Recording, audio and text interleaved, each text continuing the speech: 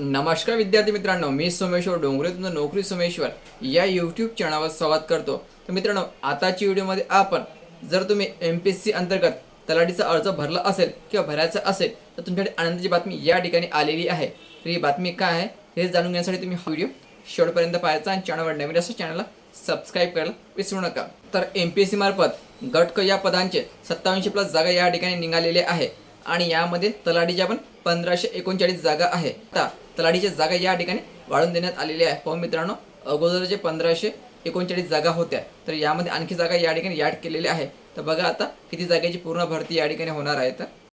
तर बघा मित्रांनो, ग्राम महसूल अधिकारी तलाठी या पदाच्या 1696 जागेकरिताचे मागणी पत्र महाराष्ट्र लोकसेवा आयोगाकडे सादर करण्यात आले आहे। तर अगोदर जागा होत्या 1539 आणि आता 1696 जागा या ठिकाणी झालेल्या आहे। तर लक्षात ठेवायचं 157 जागा ज्या आहे नव्याने या ठिकाणी ॲड करण्यात आलेल्या आहे।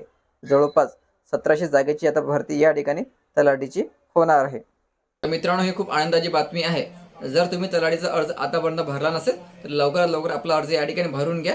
5 ऑगस्ट याची अंतिम तारीख आहे। 5 ऑगस्ट पर्यंत तुम्ही आपला जो अर्ज हा ऑनलाईनद्वारे भरू शकता।